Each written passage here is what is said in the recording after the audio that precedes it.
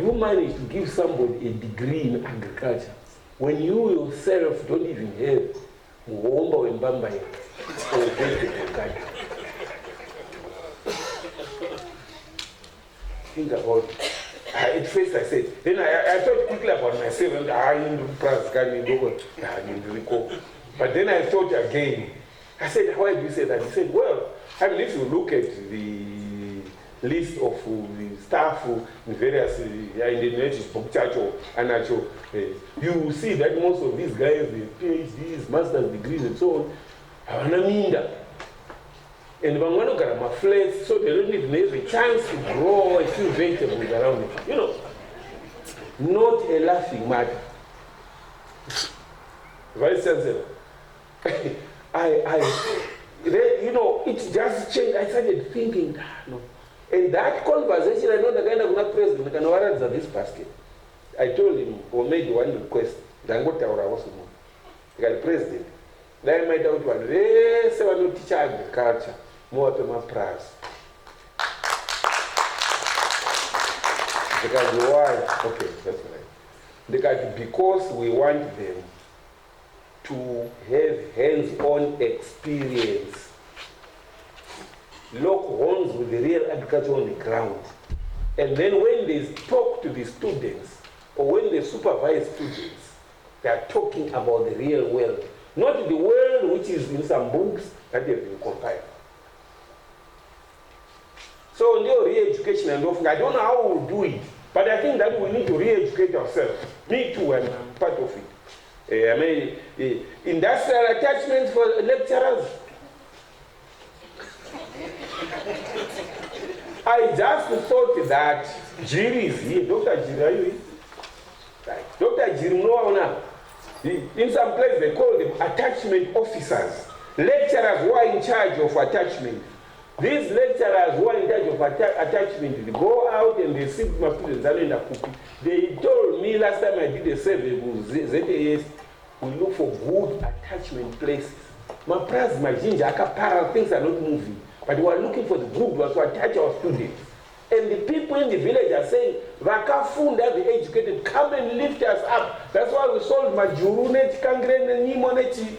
Go here and learn the white man's wise ways and come back and lift our circumstances. And what did we do? We went to school, we came back, we never went back to the village. This is the situation we have. So that's the challenge that we have here. You, university, I'm not giving you the actual answers, but we must think carefully. The last statement, which I want to say, ladies and gentlemen, I met last week a guy who is a mechanic, talking to him, talking to the professors, vakafunda vanoda vanoziva. First of all, and then I said, this sounds. Vakafunda vanoda vanoziva. And when I thought about it, about the educated people, the PhDs, Professor Mtambani, I know you want to run me off the floor. I will run before you. You think about all the educated agriculturalists, nama degree hour. Then one morning they want to go and grow a maize crop. They have all the notes and everything, tractor your point, they can mend the puncture. So no maize will be grown. Because the skill of men, the puncture, very trick, I want to give that as a simple example. And I live every other day at the farm, the same experience. Technical, small things, what. So this is an idea now, so I have to phone to Harare. So vakafunde. That is the question that you want to ask yourselves. Finally, the farmer's load is the national load. University interventions are required. Practical approaches. Why do you want to spend time with farmer notes which they can Google and get? Spend the time with them, farm which no farmers have a ground, and even then applying the theory there. Why don't you do a land capability assessment of Mr. Moyer's farm? You know, since he got there, he's a nice guy, he's an accountant in town, but Papraza Basic Farmer, he has no skills. He's a good man. He wants Papraza to perform. Go and students, go and find out what enterprises, go and classify the soils to see what their capacity for different things are. Per ground. Then you can give the students a few notes and they can Google the rest or find them in the textbooks. Land use planning, crop production skills, animal production skills per ground. Like Murumu, can you ride a horse? He thought that there was a compound somewhere. So anyway, lastly but not least, ladies and gentlemen, curriculum review. How are you going to attach your students? Are you going to look for good attachment places? Shouldn't the students be getting acquainted with the challenges and thinking solutions? With you, the lecturer, or the professor. Muchifunga kutitoita sei panapa. Per ground, those 40,000 A2 farmers who are on the ground. They don't know what to do. Mr. Graham told me, your government must invest in turning the new farmers into real farmers. That investment is still outstanding. My practicals, I'm not you want to prepare several gas jars of hydrogen. They are to prepare of that. Why can't you prepare something else? Field visits, yes. So, anyway, I rest my case. Thank you.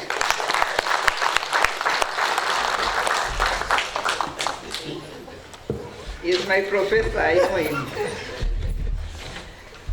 I warned him, I said I wanted 20 minutes, but I knew you would double that.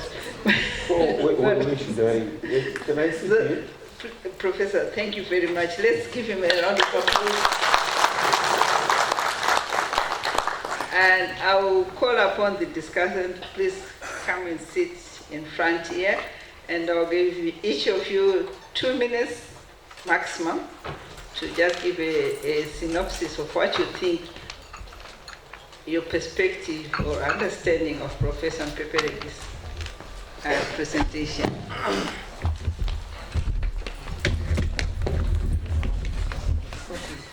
We have got these keys, just in case you are stranded. Keys, they look like office keys, house keys. Maybe you're already gone home, that's okay.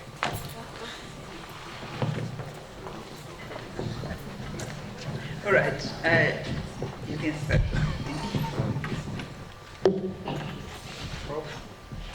Can you hear me? Okay, yeah. Prof, thank you very much for the stories and the slides.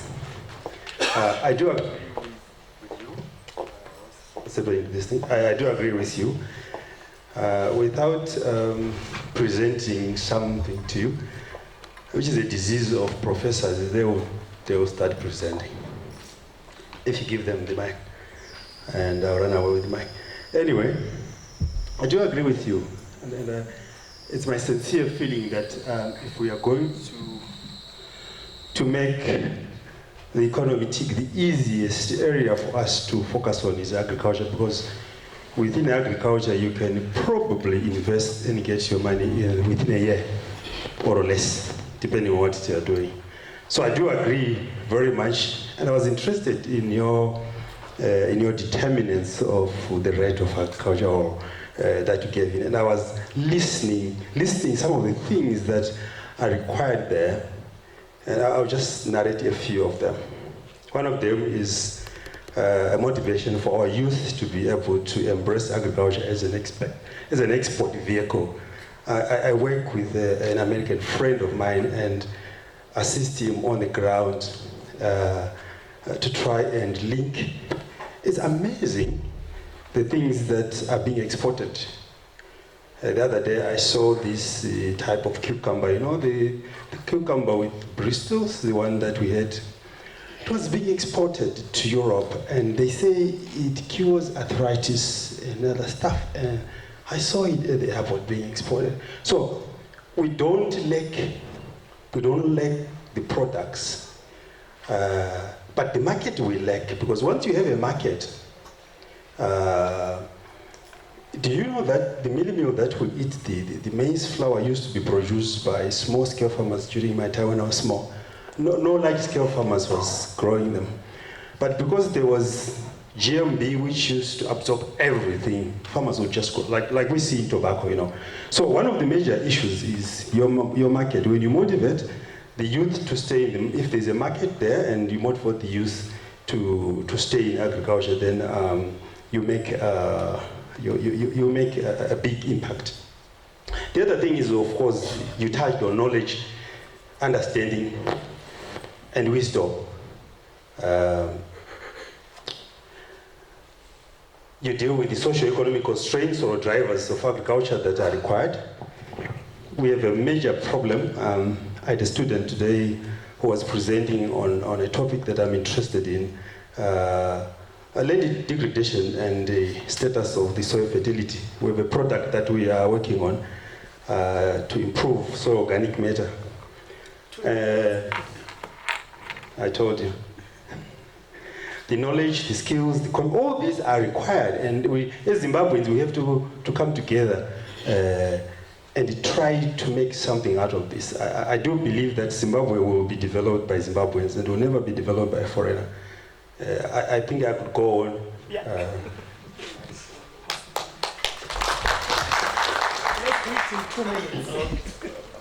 Thank you very much, ED, Events Director. I would really have wanted to come last after my fellow professors here, but like alphabetical order, well, I'd like to be seated there. Okay, thank you very much, Professor Mpetheri, for your presentation. From, I think we learned quite a lot of things from his presentation. The few issues that I could pick among many that he talked about from an agricultural economist perspective have to do with farm production or production management. I think we are still really not getting there. We as universities or as university, we have not been able to influence what actually happens on the ground with the farmers. We have not been able to do that. From our perspective as Department of Agricultural Economics, we are in touch, or we are working together with agricultural colleges, two of them, Gwebi and Chibero. I think we have managed to make an imprint in how they approach teaching in those colleges. But a lot needs to still happen for us to really make or to achieve what we are aiming for. I want to mention the other thing that he mentioned, that farmers, lecturers here should be like practicing farmers. And he has already made a request for farmers, for lecturers to be given farms. I hope this really works out. I want to connect this with my experience with working with agricultural colleges. I found that sometimes I work with Dr. Navashi. He's a practicing farmer. Myself, I'm not. But I get a lot of inspiration from him, because when we sit down and talk farming, he's talking about reality. Some of the things that we really put in our models, that we use as theoretical farmers, do not apply, really. Or if they applied in farmers in the United States of America, they don't apply to our farmers here. So we still have to learn a lot. We need to connect with our audience, with the farmers. That farmer whom he talked about, who is carrying everybody, who is carrying a basket with everybody else inside. So I'm being told to pass on the baton. Thank you very much. Thank you, Prof. Thank you very much. I'm kind of, I didn't want to stand just in front of the VC there. The thoughts that kind of were inspired in me when I listened to Prof's presentation is the issue of relativity. We are saying make agriculture work again. And I'm thinking, don't we need to say that in relative terms? Do we want to go back to some place? Where is it that we really want to go? So for me, I don't know the answer, but I'm thinking relativity is really the issue. From ecology, we talk of, restoration versus rehabilitation and reclamation, that kind of thing. That's what I'm thinking of. And then you talk about turning them into farmers. And you spoke a lot about the agricultural curriculum, which I could relate with animal science, crop science, chemistry, and so on. I didn't hear the humanities. I didn't hear the social sciences. I didn't hear a lot of the other areas that we have within the universities, or did I miss it? So that the buck just doesn't stop with animal science, because I think it doesn't. Then the issue of working hard versus working smart. I hear it a lot nowadays. I think we've all, that tends to be the, I don't know whether it's just a fashion. People talk about working smart versus working hard. And then the last one on students' attachment. I am thinking, we've had interfaces with farmers, and I can think of a specific farmer, Mr. Makon, who is in Mazowe, and all he says, Prof. Jiri will agree, he says, I don't know what to do with the students when they get to me.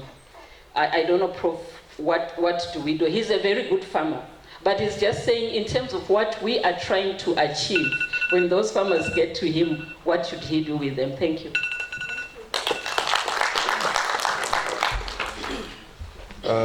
Thank you, Prof. Mpepereki, for this provocation. I picked a number of points. One of them is the fact that if you want agriculture to work, you need to invest. Government needs to put money into, at least to prime the process.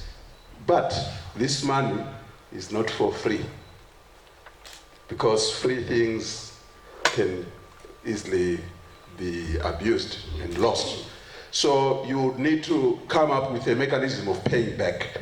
So we really need to put a lot of money into prioritize. I mean, you talk about food security being the backbone. Are we really serious about this? I also heard about the hands-on practice, getting our hands dirty, students, lecturers alike. And I was thinking, how best can this be done? And I went back into memory lane. There used to be kind of a model where out there in Chinyika, students would go there for a month, collect data, stay there, work with extension staff there, work with communities, and learn on the ground. So I think we need that kind of model, to resuscitate that kind of model, and get students to work there. It's not only students, also lecturers would go there and stay with the students. Then industry seemed to be missing from his talk, which is a big puller of everything. So I think that needs to be. Then the last one, we need to engage more with the policymakers. That's the missing element. Universities at the moment, I think we are playing our own tune there, and policymakers, government, and they are on their own. We need to get into a very strong marriage. Thank you. Can I stay on this side? Thank you very much, Prof. Mpepereki. Me, I actually have a very simple question for him. I am his former student. I took a course in soil science, and I got a distinction in that course. I also did some courses in masters, some from him, right? And I've actually gone up the ladder to reach a PhD.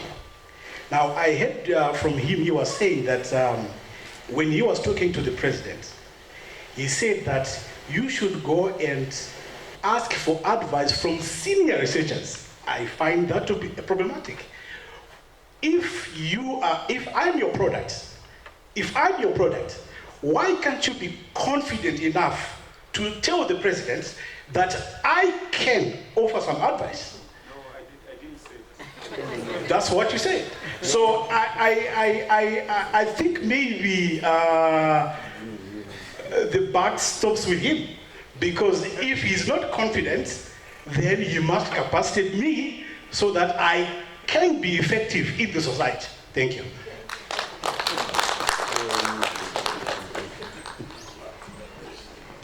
Good evening, ladies and gentlemen. Thank you very much, Professor Mpepereki.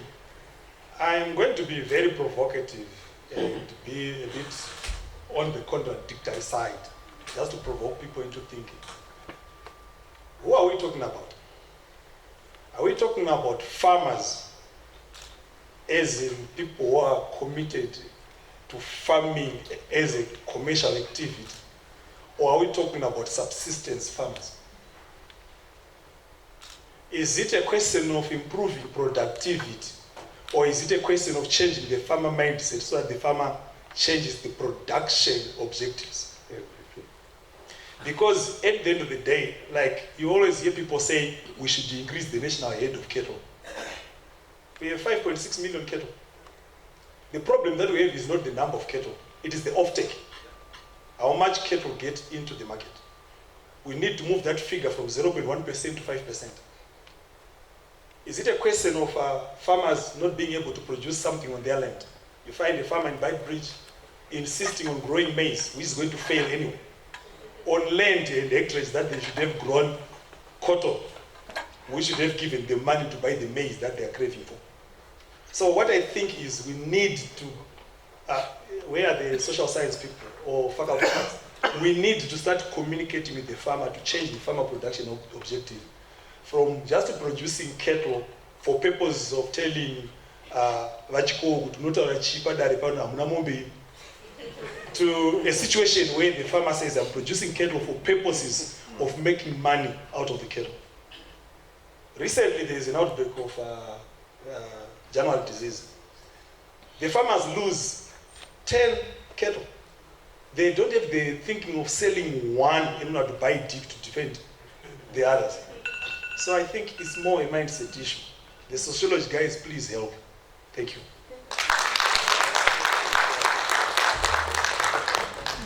Prof, I'm going to give you 2 minutes to respond.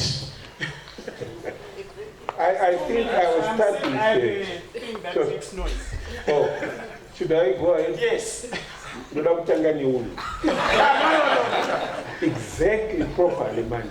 That is exactly.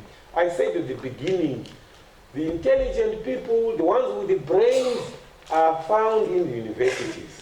The people in the village, if you understand what that means, are calling on their children who they send to school to come and give us the guidance and the wisdom to enhance our lives. That answers you. So you rightly pointed out to the people in the social sciences and so on and so on. That is exactly the burden that we, the university, have. I was just talking about people in agriculture. I'm talking about the university. I'm talking about the educated people. Then the other issue, I think, you misunderstood me.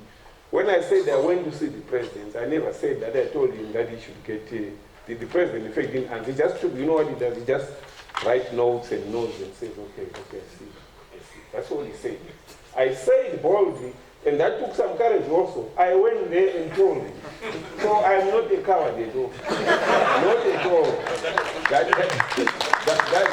That you can be sure of. It takes a bit of courage to go and actually tell him that. even to draw something in office.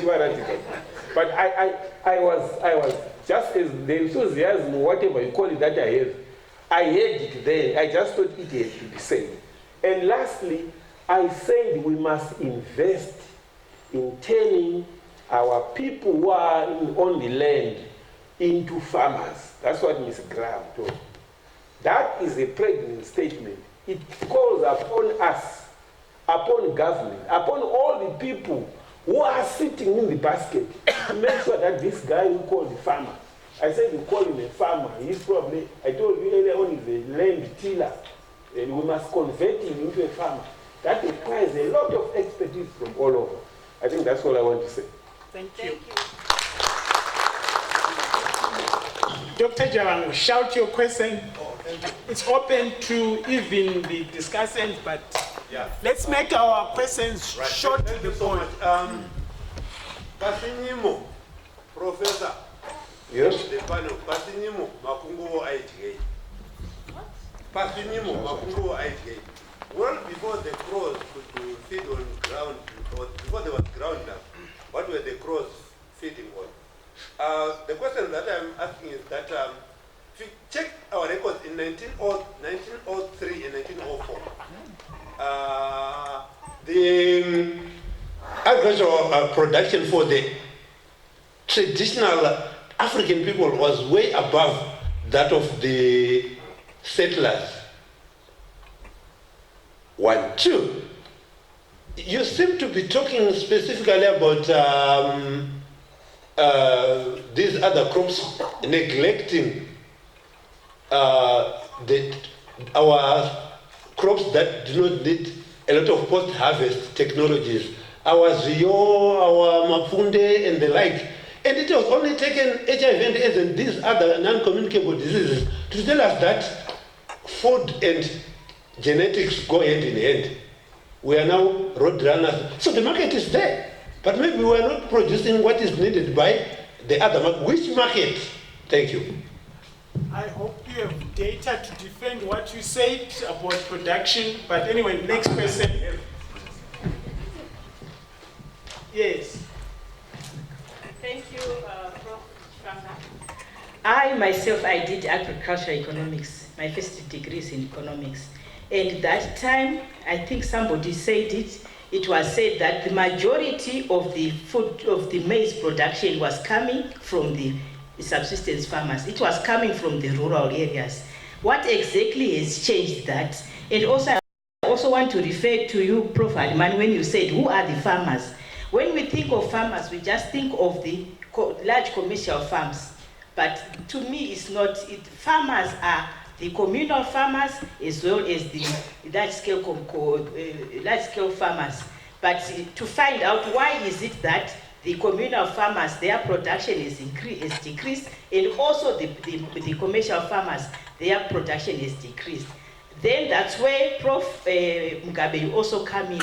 We need to really collaborate, the social scientists and the scientists, to see exactly why is it that the production is declining. Of all the exhibitions that have been coming from the agricultural sector, they are all talking about production, but they're not looking at the other side, the social aspect. Thank you. Prof. Chagonda. Allow me just to say a few minutes. Not a few minutes. 1 minute. 1 minute. I'm a practitioner. I'm a practitioner myself, and I understand and understood what Professor Pepereki was saying. And let me say I've got about 100 cattle. I've got about 19 bulls in Hawaii, over 200 hectares, and I have Palmer Zoeb. And I entered into the land reform in 2000. This is an independent country, a new country, Zimbabwe. It says to you, to me and you, you are the educated persons who must help out. From here to my farm, it's about 100 hectares. I've got 2 colleges, Gwemi and Blackthorpe. I've met both the principals and talked about the issues which Professor Pepereki was talking about. What is a farmer? Who is a farmer? You know, who do you want to go and farm for you so that you can eat? Who do you want to spend all his life on the farm so that you can have cheap food, so that he can spend all the time up and down and what have you, and spend all your weekends town? I started an industry in the 80s. You know, my seniors told me, a lecturer has got 3 days, 2 days of lecturing. Sekuru, what are you doing? You know, all the half the week. What are you doing the rest of your life? I started a factory in Pandawana, and I one time employed 50 people until, of course, the sanctions and things like that, you know, and so on. And then from there, because all my projects, even in pharmacy, I was traveling up and down the country. We had a plot at the university farm. We didn't end up there. We took the project because we took the project to the farm. We went to, you know, to the then Minister of Agriculture, So let us not be smart, because I think this is what Zimbabweans are good at. They are smart, you know, and they would like to do consultancy work here. Prof. I think we need to provoke minds. We need to provoke minds. So I want to be the evil provocateur. Yeah, so that you can do Let's the final one before the Prof responds. I'll have the shortest question. In all this what has been said, what is the connection between the Faculty of Agriculture and the university farm? Prof, short.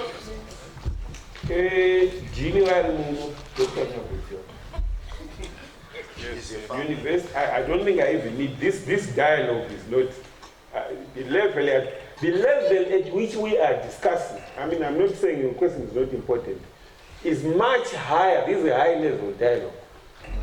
The Faculty of Agriculture is involved with the farm production, as well as it's also used for teaching practical agriculture. That is the simple question. Whether there are other things that are not happening and so on, you know, there have been a lot of challenges and so on. That is not the point. I want to say to you people, what I have tried to do is to tell you that we take responsibility collectively. That's why I started by saying the people in the village sent their smart children who were selected at O and A level to go to the university, bachelor's, master's, PhD. These are the people collectively who have the brains we should help to dig us out of whatever quagmires we find ourselves in. That is at a much higher level. I'm having people asking specific questions. I'm aware of Rukweza and Munga and all that. I don't have to talk about that. That is not the high level. We are talking at a level where we must sit down and say what are our options, what are the possibilities, what should we be looking at, what should be policy. The agri-economists are here. The economists should also be here. So should be the sociologists. If you are talking about the farmer, you can't talk to the farmer without talking about the sociological circumstances that are there.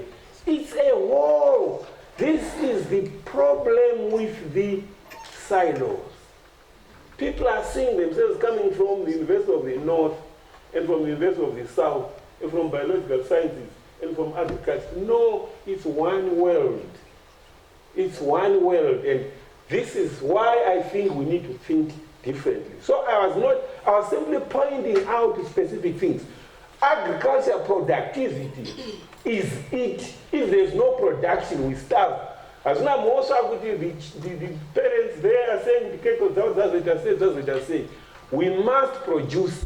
If we produce, we can export. If we export, we can get much needed foreign currency. Am I getting through to you? Yes.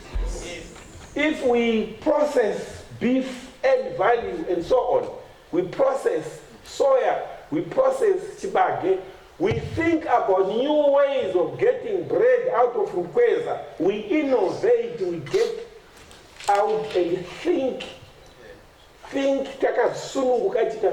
come up with a lot of new things. This is just your high level dialogue actually. So when we say we get our agriculture, I simply looked and said, papi. Doesn't matter who is doing whatever. Mvurapa inobuda, that's the productivity. That's where the water comes. We all need the water.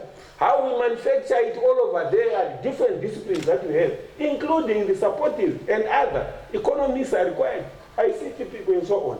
But at the end of the day, we must have so many bags of maize. If we don't have them, we have to import like what we now. Anyway, so that is the point. I think I need to rest my case there. We smart deal. Let's have 3 last questions. Okay, last round. Yes. Just 3 questions.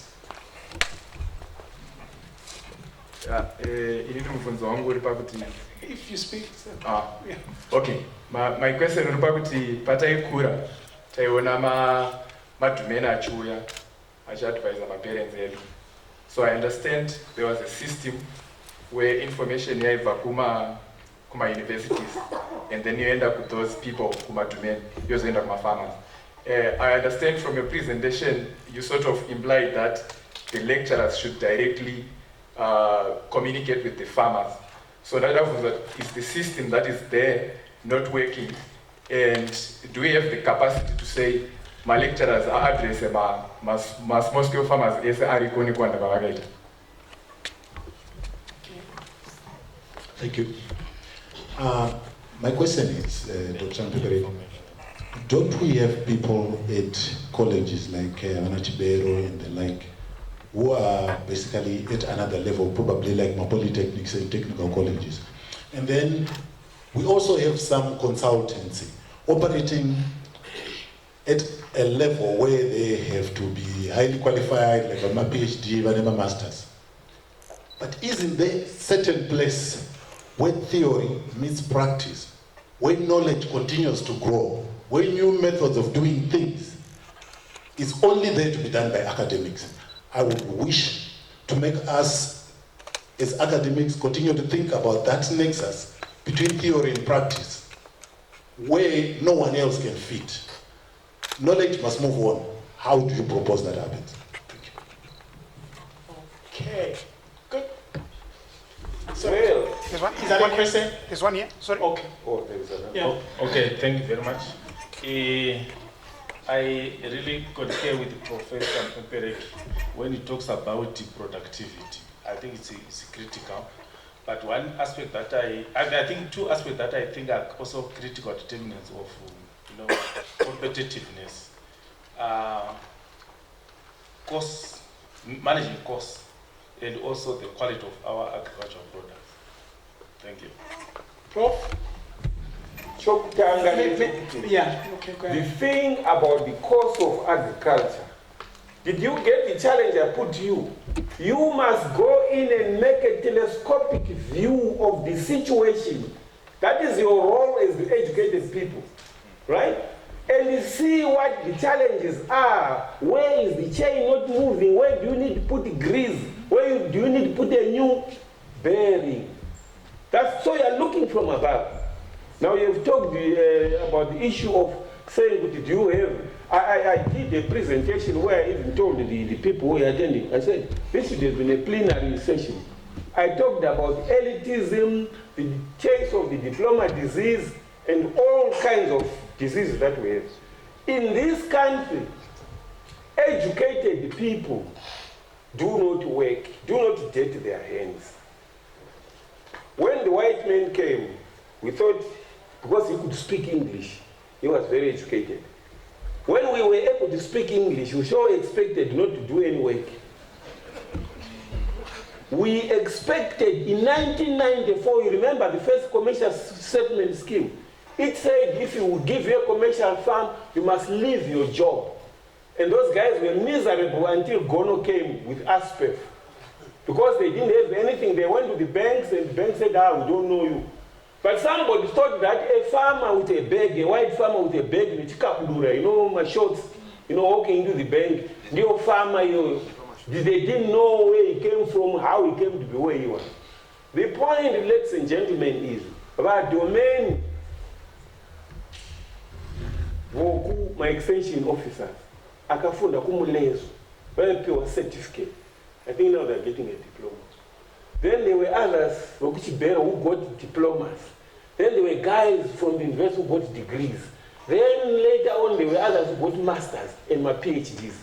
In the Zimbabwean context of liberating ourselves from misery and colonialism, the more educated you were, the less you were supposed to associate with the Zunzepasi. But also it meant if you were getting more expert education, you were also becoming further and further removed from the sphere of action background. That's why I said the people send their children to go and learn the white man's wisdom, to come back and better their lot. What did these children do when they came back? Only those who had very low qualifications went up to the village. Those who had higher qualifications were no longer felt, they no longer, they moved up. And up to now, we are sitting here in an exclusive club. There's nobody who has not done O-level English. We even have to this day, the camel cannot pass through the eye of a needle. The eye of a needle is O-level English, and it must be a C, not a D. Right? If you don't get there, you don't get into any of the formal training anyway. So these are the things that we are talking about. My levels are unaona ndio elitism yacho vanhu vemuno vanoti kana akafunda, that's why vava kutenga my degree. Then you expect higher salaries with less work. And you expect, I told you about the guy who went with the professor to the farm. I don't know if you were here. That professor, I was telling you that those people, and many of you too, they work, they do things, they know that nothing moves on the ground unless you push it. If you don't have a car, you walk to Murewa. If you don't have a machine, you use your hands to tear up meat. If you understand that so, tinetambudziko of wanting to say, isusu tinogumira apa, isusu tinogumira apa. What stops you people from the university from sitting down and looking at a panoramic view of the economy and sitting down and coming up with policy briefs? Right? Who are you afraid of? Okay, thank you, Prof. You guys, you have 15 seconds to make a comment. Beyond that, I'll stop you. If you want to comment. I want to comment. 15 seconds. Seconds. They're finished. I don't think the idea is to turn everyone into a farmer, but and I also know that it's all about the market. If the market is there, the farmer will grow. I don't know how he's going to grow it. That's how GMB used to. That's why the small-scale farmer used to supply all the maize, because the market was there. Look at the tobacco industry. We have more than 90,000 farmers interested because the market is there. It's all about the market. How dumb can it be? Thank you. I think it also has to do with policy. Policies, the correct policies have to be made by the policymakers to push the farmers. And the institutions also have to work to make the farmer work. Thank you. Thank you very much. I just wanted to revisit the issue of working smart. I am by no means implying that we don't want to dirty our hands. I'm just saying efficiency of the use of the resources that we see dwindling, resources including time and money and everything else. Thank you, Pamela, for agreeing. And also, the last one. I noted that, thanks. When we said how many social scientists, I saw one hand up. I thought that was interesting.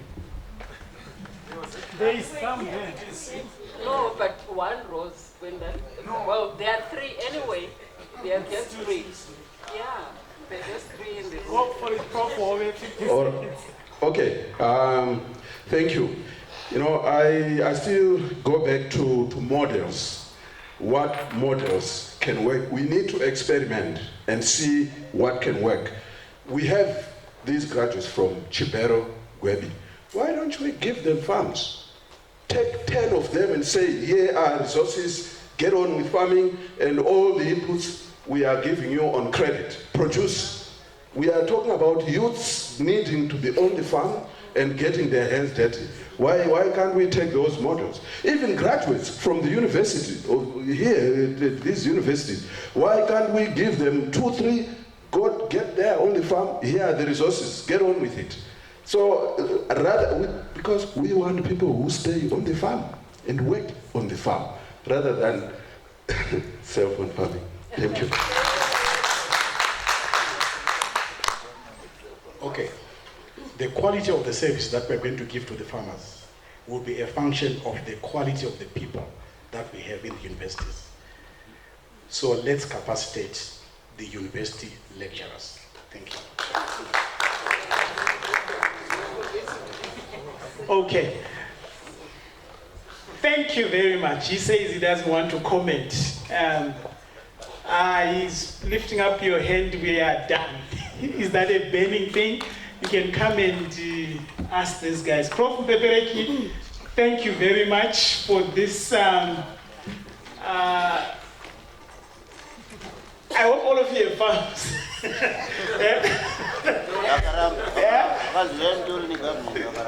Today, let's clap hands for Professor Pepereki. Thank you for the discussion. We are grateful. So let's meet on Thursday. That one is biased towards health, but yes. But I'm just hoping that it doesn't end here, Prof. If we don't carry it, nothing happens. We don't want to wait for another next year's high-level dialogue for this to happen. Let's see what can happen from here. Thank you very much. Thank you very much. They don't do they. Another round of applause. It looks like the technology is failing. Another round of applause for this great debate here, this dialogue. Yeah, it's next time maybe we might have to supply some boxing gloves. But thank you very much. I think it was very, very informative. It's very unfortunate, but I mean, we continue saying this, but I think life is like that. Because only a few of us are going to go to heaven. The rest are going to go to hell, I think. I don't apologize for those who are not here. I think we need to probably stop doing that, to say it's unfortunate that other people were not here. We've got another high-level dialogue on Thursday. The chairman of the research board was pushing it because it's in his area. The technical dialogue is chronic diseases, a death trap in Zimbabwe. Chronic diseases, a death trap in Zimbabwe. I think whether you are a farmer, whether you are a psychologist, whether you are a sociologist, whether you are a vet, you are going to die. So please come and find out how to die well on Thursday. And also, maybe as we, he has got probably 1 or 2 words. There have been a lot of interesting sessions. Today I really dedicated my day to going to sessions which had nothing to do with my area of specialization. And I was, it was incredible. It was incredible. I mean, what I learned from those areas which I was saying, these are not the areas when I read which automatically resonate with my specialization. With my specialization. And I really learned a lot, and I really encourage you to probably pick your topics with the good mix, so that yes, go to support your colleagues and also go to listen to those which are also directly relevant to your area, but just experiment. I was in one where they were talking about Cyclone Idai, the spiritual, I think I'm bastardizing the topic, the spiritual angle to Cyclone Idai. And yeah, there was a lot of spirit, and it was not methylated. It was not methylated spirit by any stretch of imagination. So let's really get to this. In our program, we also have our Partners Day tomorrow. We also have our alumni launch tomorrow. The program is really, really full. The last thing before maybe the chairman said, the last thing, it looks like I read his mind. Let's invite our partners from town. We have got tremendous displays over there. Today I took I put myself up there. There was a young lady who was presenting, a young student. She has just finished electrical engineering, and she was presenting a paper, and the paper was on cell phone detection. So she was saying, I can detect cell phones, particularly so that we don't have students cheating in the exam. Because she said, when we get into the exam, when they get into the exam, she cannot cheat that one. When they get into an exam, they will be putting it on flight mode, and they can exchange documents using Bluetooth, right? So she was saying, my detection is such that when you walk in, whether it is on, whether it is on flight mode, it is actually going to be detected. So I actually put myself up there. I still had to actually call my executive director here to say, go and take that thing and take it to the exhibition over there. It's already protected. So that we can really have this practice. That's why I'm saying my day was really incredible. So I mean, one of the things which we have been battling with is to go ahead and bother Tarambiwa to put in a lot of his people kicking and screaming to actually at the venues, at entrance of the venues. But there we are.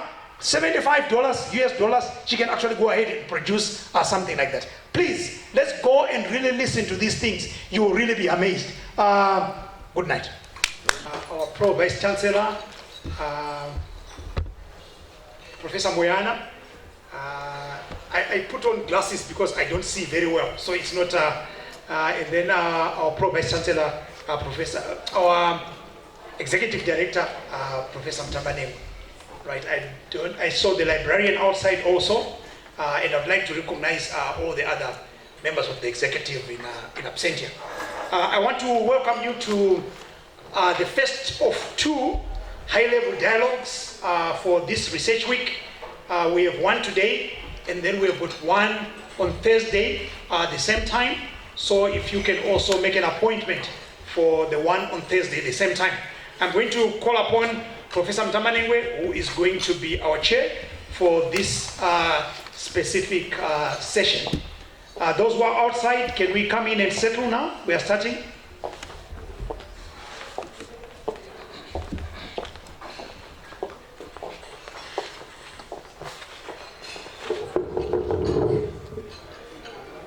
Good evening, ladies and gentlemen.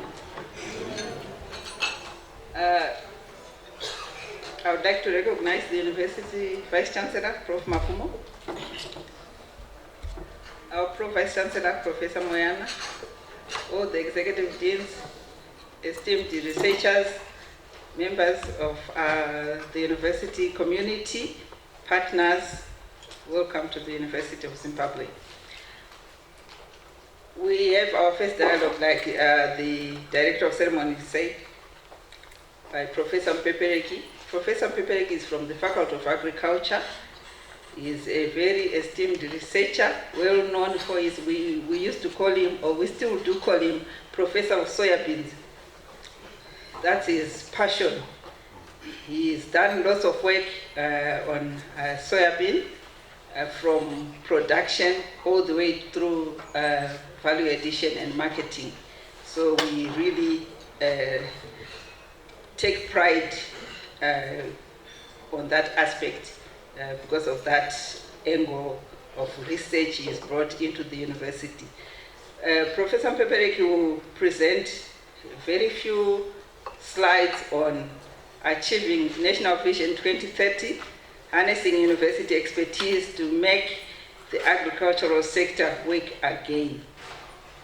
And then we have a panel of discussants. Since this is our first high-level dialogue, we thought we would experiment with our esteemed professors and senior researchers from the Faculty of Agriculture. They will try to discuss, or they'll be the panelists, let me say, for his presentation, and then we'll hear their views and perspective on how agriculture can, the agricultural sector can work again, basing on what Professor Mpepereki will have presented. So, Professor Mpepereki, welcome. Let me introduce the discussants. We have Professor Priska Mugabe. She's an animal scientist. We have Professor Brighton Bumi. Is a soil scientist, is an agricultural engineer actually. We have Professor Upenyu Masarura. He's a crop scientist. I don't know, where is the other? We have Professor Halimani, Tinyiko Halimani, he's an animal scientist. Professor Mtanwa, agricultural economist, and Dr. Katema is also an agricultural scientist, economist. Thank you.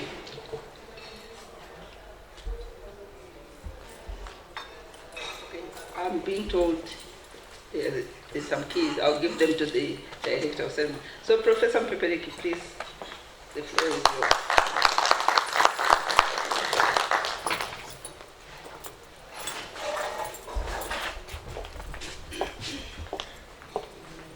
I'm told if I speak, it comes out, the sound comes out somewhere. Are you hearing me?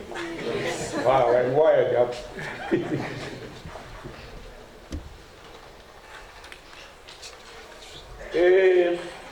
Vice Chancellor, Professor Mafumo, all protocols observed.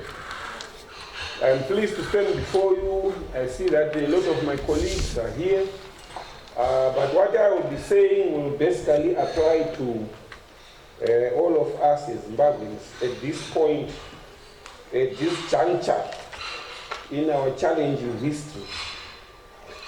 This booklet that I have here was inspired by, I went to attend the first review of the Command Agriculture program, which was carried out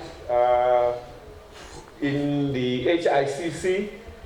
And as I listened there, even earlier, I noticed that the brochure for the Command Agriculture, this is not a critique of the Command Agriculture, we're just talking about things that are on the ground. It did not involve the universities. This booklet says the role of tertiary institutions in enhancing agricultural productivity in the post-land reform era in Zimbabwe. After talking to a lot of people in different places, I found I had to go and talk to our now chairman of the University of Zimbabwe Council, Dr. Anxious Masuka, in his capacity as the chairman of the Agricultural Society of Zimbabwe. And what I asked him to do was to do politics. The politics was that Mpepereki is head all over, soybean, everything. Somebody once told me that you are overexposed. I don't know what it means. I couldn't ask. The person was a bit, higher than me.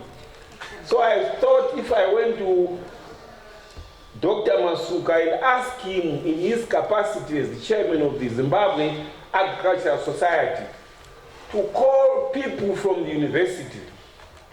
He asked me to who do you think? I said we should call senior academics to come and debate after noticing that the universities were not in any way involved in providing the technical support to the farmers in that first phase of the Command Agriculture program.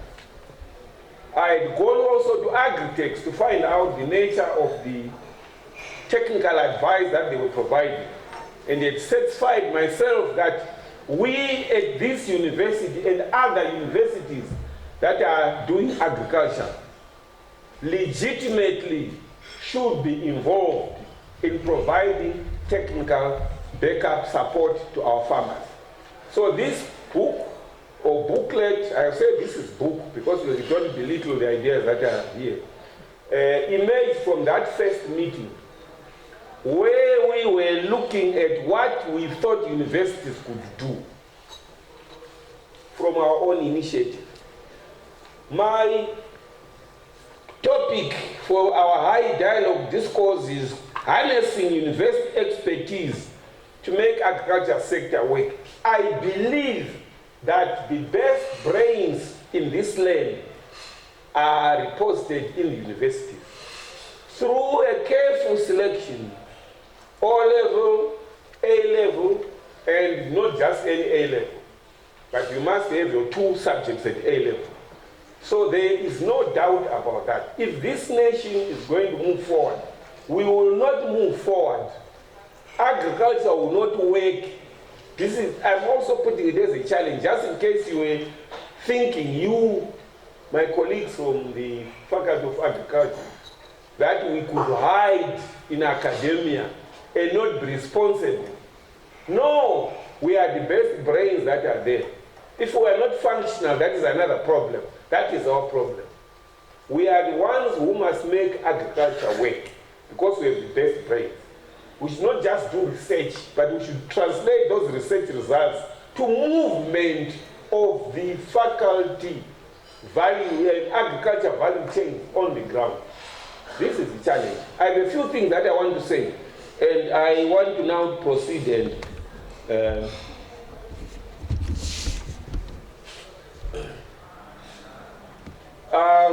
I want to talk about farmers. I'm a farmer, I've been a farmer since 1998, so I can speak with some authority. I'm not the best farmer, but right now I'm worried about my wheat which needs to be irrigated, and there's not enough power. So every day I worry about what is happening in terms of production on the farm. So legitimately, I thought this topic was quite relevant. Now, farm productivity is the rate determining step in agriculture. Farm productivity is the rate determining step. Now, those who do chemistry know that if you have a reaction, we have reactants reacting, and you have got products. Or you can have a series, a reaction which takes place in several steps. The slowest reaction in that series determines how fast the whole reaction goes. But no, just slow down in purple.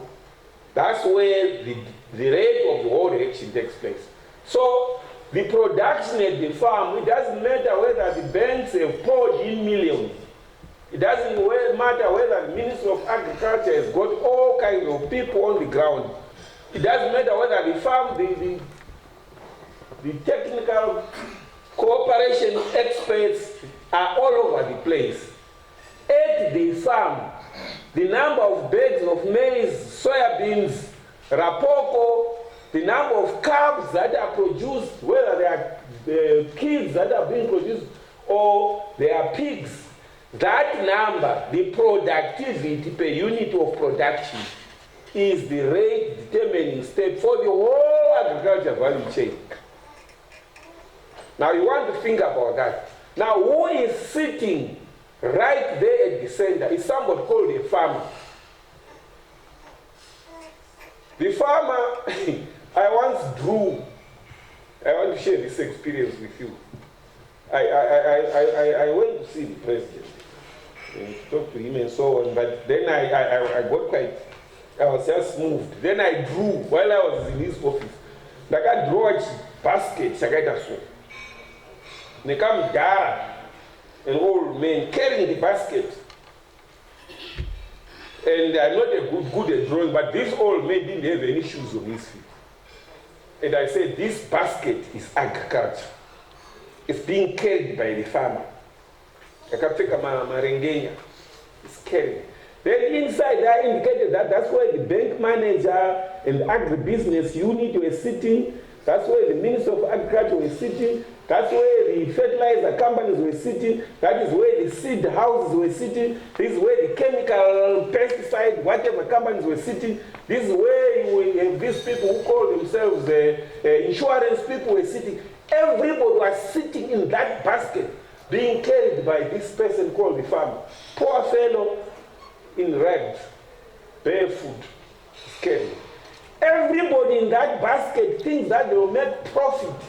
They will even sit and stretch their legs in a sofa, waiting for this man, this woman called the farmer, to produce, and then they will make money and they will be declaring dividends to the whoever.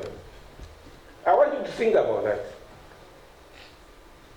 Before we think about anything else, think about that man, that woman called the farmer, carrying this big basket with all these big people, even the World Bank, sitting inside that basket, waiting for things to move. They're waiting for money to pour in from this poor man who is struggling. guys from the university. That is, are we in a position to make this person survive, carry the load and actually move with it?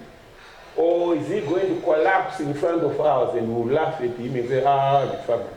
How many times do we hear people talk disparagingly about farmers? Or just talking about who is a farmer? I've at one time said in a meeting, there are no farmers there. They are land tillers. We have not invested in turning them into farmers. I met a Mr. Graham in Rafingora in 2005. He was blind at that time. Mr. Graham was there. He says, oh, this is professor from the university. He says, oh, Professor, sit here. And he told me a long story which made me feel very, very sad. But which also was a challenge and which is very related to our topic here. He said, we were soldiers fighting Hitler and we were demobilized and we were brought to Rhodesia to be given our thank you. Our thank you was a farm. You know how much we paid? I was sitting next to him and the wife had given me a cup of tea. I had come from my farm. This was sometime in 2005. He said, you needed £2 sterling to pay for the title deed. That's all we paid. But you know what? The government invested in turning us into farmers. He explained why you see those narrow tarred roads which are going all over. You know, he said they would build it one, and then if more farmers came from England, they would give a land, they selected it, they would give you data on the rainfall and the soil. Then you chose this, then they would extend the tarred road so that it would reach those farms. But more importantly, they gave you money to put up the dams, for the equipment, for everything. There was nothing given for free. It was all carefully recorded, but it was a long period loan. And they employed qualified people to follow you up, take every day literally for all the years. Then he says, even then, some of us failed. That's why our farms were taken by AFC, whatever they call it, that institution there. Government, he told me, invested in turning these former soldiers into farmers. And he said to me, if you guys want to succeed, that is what you must do. Don't leave those fellows alone. You don't succeed. Farming is an investment, it's a national investment. It's not an individual who the spirit moves so that then they can go and plow and do all kinds of things and then also be able to feed people. Not just feed people, but go back to my big basket with all those people sitting in it. And the poor farmer carrying that whole thing, and everybody thinking that they will make money, they will make profit, they will live comfortably. Now and forever. Think about it. So universities, you can't escape now because Ndumaka change era. You are the educated ones, you are the ones who have got the skills, the knowledge. If you don't, then there's something wrong. We'll talk about that. Skills, knowledge, and competencies must be passed on to the farmers. If we are not working with farmers, if we are sitting here lecturing, doing all kinds of things, never visited the farmers. You know what they called me when I was running around soybeans? The director mentioned about soybeans. Hans a Pachina professor.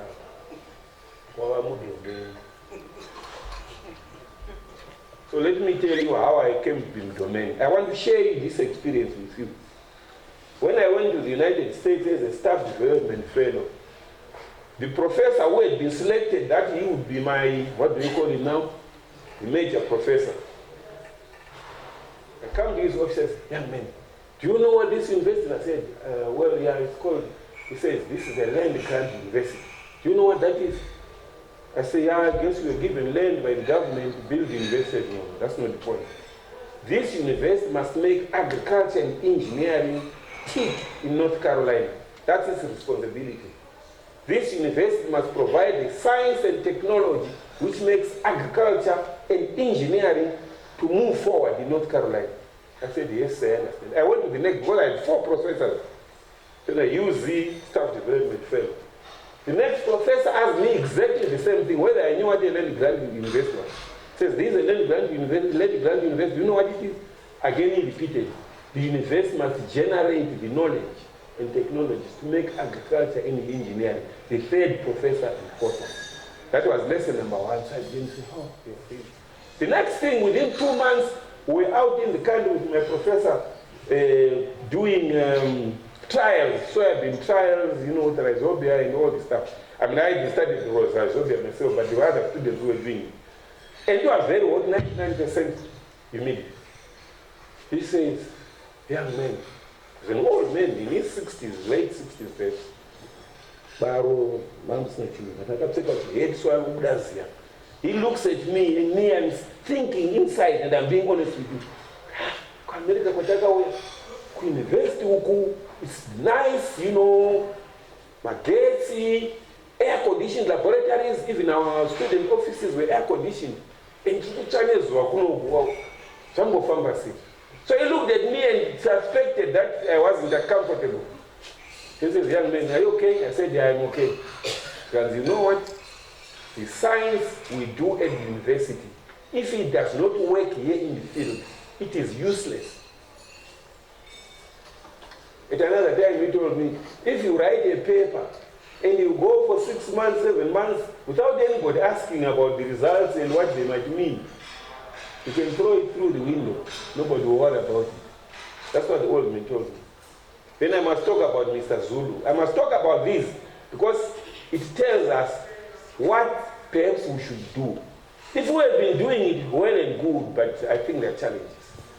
So this guy comes from Zambia, and there are Zambian students with me also there, you know, and he says, no, you know, I've been attached to USDA. Attached to USDA, he was the senior scientist in Zambia. So he says, you know what, the first day, these guys came to pick me, 2 Americans, who had PhDs, as he discovered later. He had already discovered when he came to them. So they said, let's go now, and they dug a soil pit. Some of you know what is a soil pit. You dig a soil pit, then you can start the profile, you see the layers of the soil, and you can learn quite a lot. You can take samples about the composition there, what minerals are in there. Not minerals, the goride, but mineral salts for crops to grow. And you can see also, you can translate infiltration, how water, you know, all kinds of things. But it's called a soil pit, a soil profile. Students will do that. So a soil profile has been dug with that mechanical digger.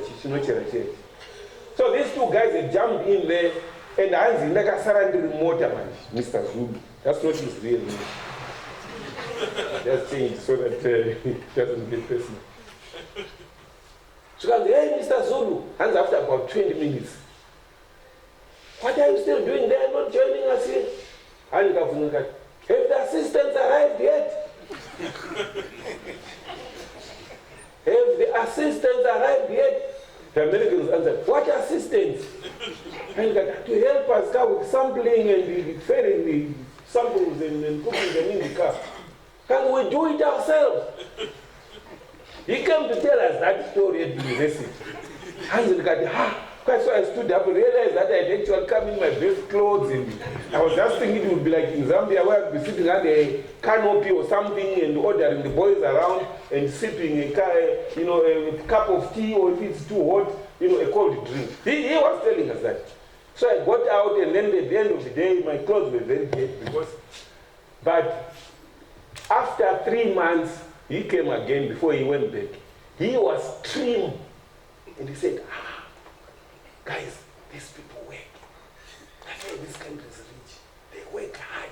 You know, these people have got PhD. Me, I'm only having a master's. But these guys work. You can see where he was coming from. And you can put yourself in that position. But he was telling us, that's what he was telling us. The last one I want to tell you is one of our guys who is at one of these colleges of agriculture. He comes to me and says, I went to Texas. When I go to Texas, the professor said, let's go to University Farm. We went to University Farm, then we arrived at sort of the central station. Then I looked around. I said, Professor, who compound here cook? Professor said, what compound? He says, where you have the workers who look after them. No, we don't have a compound here. And the next question, so who will help us to bring the cattle, from the paddocks? Because, we'll do it ourselves. Can you ride a horse? And I said, no, I can't ride a horse. And he says, well, yeah, you can drive. I said, yeah, I can drive. And I said, okay, take this utility vehicle. Professor Wakwera Bisamanje. There were 250 cattle. The two of them, it was around 10 a.m. Vakaunganiza all the cattle and put them zmatanga zvangazviri around. Very true. Hakuna munhu akauya. Then after that they went with a PD, pregnancy detection, whatever, zvese zvinoda kuita kutarisa kuti head, health and so on. He's the professor with this student from Zimbabwe, this black student from Zimbabwe. And around 4 o'clock, that's when they finished. And then they took the cattle out of the, the pens and released them back into the farms, paddles, and drove back to the university. I am relating this so that you have some idea about how agriculture at high-level institutions is carried out. And I'm relating my experience. And maybe that's why I became so obsessed with going out. They actually gave me a car when I was there. Chichikombi, so chanaenda nacho kumaprazi. Chinoona ma-American farmers, tera zvesoyabins. But the thing that I was always worried about is you had to do the homework, you had to do the tests, you had to do the lectures, you had to do all the academic stuff on top of these other things that I'm talking about. That is what. So there you are. Now I think myself that the farmer's success determines the success of all these other people in the basket, the human beings, non-human factors, all these things come in, and the farmer must be a jack of all trades. You can't even say a master of some. Professor Chagonda is here. I have the paper that you gave me. I'm sure you'll have comments. I won't say much about the paper that he gave me.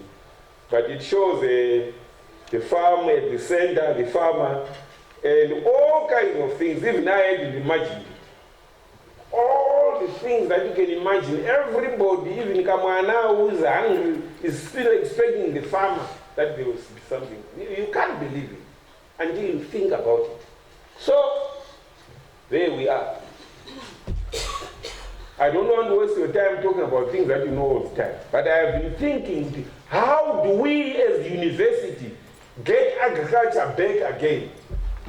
I want to refer to this man, he's here. I think he's old enough not to want to have things about. I know Professor Chagonda. Professor Chagonda is a professor of pharmacy. He was a good friend of my late brother. That's how I came to know him. But one morning, it was almost lunchtime, he walked into my office, I think it was last week, and asked me a question or made a comment which shook me to my boots. He said, no agriculture come on. I said, yeah. I said, my degree in agriculture. I said, yeah, I'm a professor here.